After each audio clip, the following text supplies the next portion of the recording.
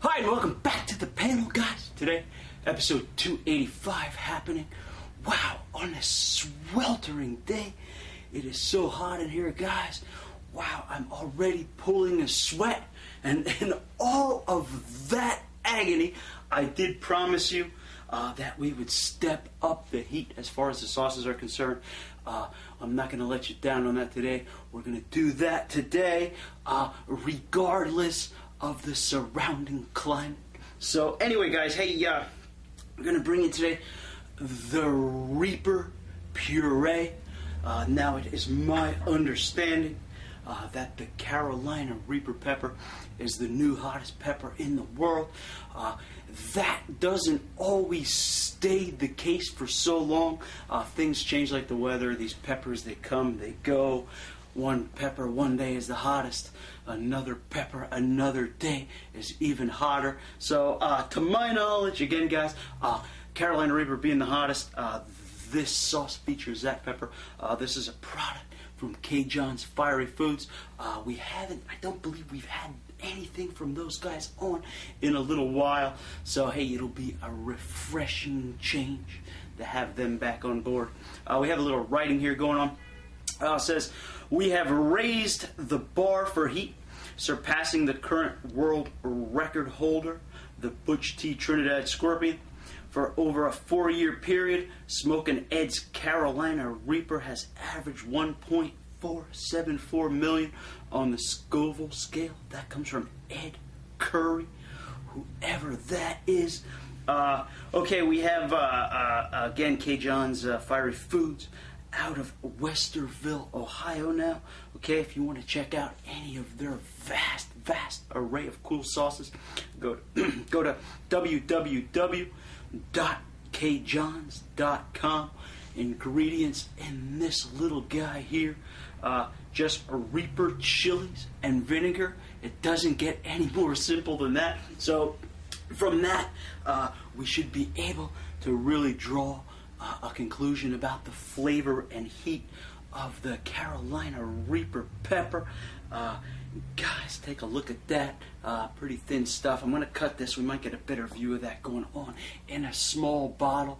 Usually small bottles, if history has made a case, it's usually really hot sauces come in small bottles. So hopefully this one here will ignite us for the show today. I am going to cut this open. I know K. John's usually wraps this stuff on pretty tight, so I've had several battles with their plastic lining here, and this one here seems to be no exception. When you have a small bottle like this, guys, it's kind of hard to get up underneath the plastic, but we're going to keep working at it because I really do want to try this sauce. So hey, no sense in delaying the inevitable. So there you have it, guys. You can see kind of runny. Sort of looks to be like a Louisiana style hot sauce, ingredients wise, missing the salt, but otherwise pretty much in that vein too. If you look closely, hopefully you can see a little bit of pulping going on in there. Don't see any seeds, nothing of that sort. So hey, let's take a whiff at what this guy smells like, and hey, we get on to tasting it. All right, kind of actually, guys, has a really fruity type nose coming off of there.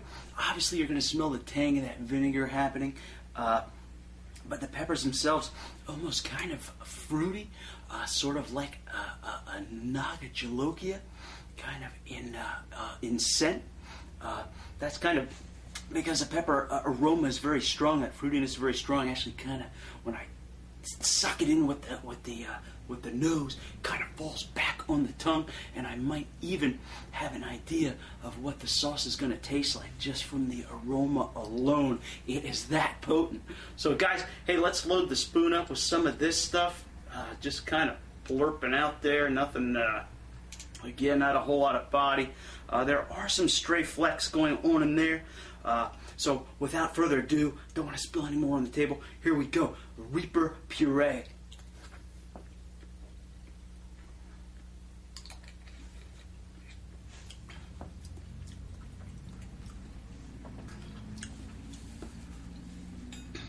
All right, guys. Yeah, really thin on the body. Really nice, though. Fruity quality of these peppers are really nice. However, guys, between the fruitiness of the peppers, we had the tang of that vinegar. Heat starting to build up now. Wow, kind of growing in heat. Kind of a little bit of a delayed burn there, but certainly now starting to show its true colors. Heat catching the lips fast and hard, guys. Really full pattern burn going already on that. Not hitting the back of the throat with any great intensity, even though it's so liquidy, splashing back there, getting a little bit back there. But guys, really turning out to be a huge mouth burner right at the minute. Starting kind of like from the back of the roof of the mouth, fanning forward, catching the whole tongue. Wow. Really putting the heat on the tongue. Sort of in the vein again of a Nagajalokia pepper. Guys, feeling the warmth going all the way down into the stomach area. Heat on this pretty good, as I had expected that it would be. Yeah, kind of now actually moving, kind of inching its way to the back of my throat there. That's actually kind of, I feel, if the kind of heat that I'm getting on the roof of the mouth right now and on the tongue and really close to the back of the throat, I feel if that was a full-scale back of the throat burn, guys, that this may be causing a little bit more pain, a little bit more maybe of that nauseous type of feeling that you get when the back of the throat burn is unrelenting. This here, though, really centering itself on the mouth. Yeah, lots of fire to the lips. Inner cheeks glowing with some really good fire. But basically, guys, back of the tongue, back of the roof of the mouth area, this kind of seems to be where the pain is starting. And from that's kind of like the central spot. And from there, kind of going out in a perimeter across the whole mouth, but still staying centralized in that area. Lots of saliva building up from this, guys. Really, flavor-wise, I mean, what can I say? You got the sharp tang of some vinegar, and just the taste of chilies. However, when something is so hot like this, I'll tell you what, guys, it always leaves a residual salty note in my mouth. So, actually kind of tasting a bit of saltiness going on, even though there's no salt in this. Again, sometimes when something is really hot, the kind of mimics that salty taste in the mouth. Guys, I'm going to bring this napkin up. Normally, I wouldn't do this, but you can kind of see the flecking, the flecks of pepper in there on the sauce that I spilled. That's kind of the consistency, pretty runny, but you do have those little pepper flecks going on in there to give it some kind of body. Guys, the actual sauce is really loosening my sinuses at the minute. I'm feeling the free flow of those sinuses. I'm going to look for a proper area on here because I didn't realize I was going to spill this as I did. So I know for a fact I don't want to get any of this stuff on my mucous membrane. So hey, here we go. Try to bleed my sinuses out a little bit here. This sauce today may actually be do me some good because lately I've been so stuffed up, guys, that my ear is giving me shooters of pain. So I'm trying to hope to clear that before it gets infected. Hopefully it already hasn't reached that point. But feeling a lot of pressure in the ear from the sinuses and in my eye. And this guy here just might help loosen that and allow things to flow a little better for me. And hey, that is no problem. But anyway, guys, right now, wow, really impressed with the flavor of these peppers. Again, a really nice fruity flavor going on with these. The pepper in itself, with even a simple sauce put together with just vinegar and the peppers themselves, actually creating something very flavorful. And that's a lot to say about that particular style of or type of pepper, because it is enough to hold its own. Yeah, see, a little scythe going on there, feeling like that scythe is cutting my mouth apart right now. Maintaining a good burn on the lips, a good burn covering the entire tongue, every mucous membrane in the mouth feeling some kind of pain, including the gum lines and the flesh below the lips going down and into the below the teeth there, and above the teeth and under the tongue. And everything right now is feeling the heat. So yeah, kind of my breath actually feels really hot, almost like a dragon. And hey, this is responsible for such fire right here, the Reaper Puree. All right, so hey, kind of feels still hot, still glowing. Whole roof of the mouth covered with heat and fire going on. Still centralizing towards the back of the tongue, back of the roof of the mouth. Thankful that it did not go into the throat. This particular one did not. So attacking the attack pattern of this, sort of like a jolokia. So hey, covering the tongue, roof of the mouth, that whole area. Anyway, yeah, pretty good stuff. While it may be the world's hottest pepper, this perhaps not the world's hottest sauce that I've ever had, but certainly one of the hotter ones that we have featured in a while. But then again, we were doing supermarket shows, so again, really flavorful for the minimalist sauce that it is. All right, guys. Hey, well, I have these. These are kind of fruity, really fruity chili flavors going on right now, and a good heat going on, and again, a kind of weird salty taste going on in the mouth, even though no salt was listed in the ingredients. It is there, nonetheless.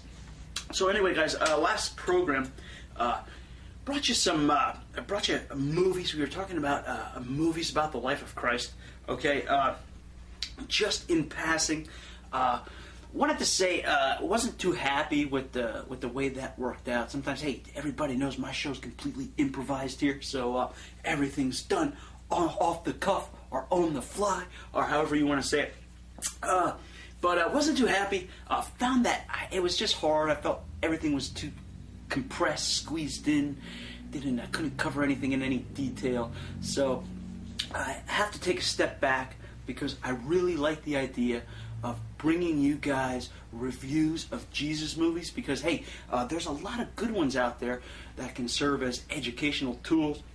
If any of you guys have classrooms or whatever, or Sunday schools, or wherever you might find need for a Jesus movie at holidays with your family, whatever, I can be here to try to help guide you. So what I would like to do is slow down a little bit and present one movie at a time, and pick out certain facets of that movie, such as, is it scriptural? How is Christ portrayed in this? How does the actor portray Christ? What parts of scripture are covered? So I'll make a list of criteria up and go through these movies. So guys, you know what? I have right here. You can check it out. You probably never realized there were so many movies on the life of Christ as you see here. I don't know that I'll be able to get through every one of these, but we will endeavor to do some good ones and some bad ones.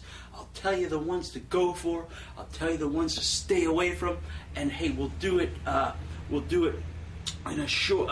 We'll spend more time on each movie, is what I'm trying to say, and that way we'll get more out of each one. Because again, I like the idea of sitting down and being a movie critic as well as a hot sauce critic. So, guys, we'll be back in 8 to 10. Don't you go anywhere.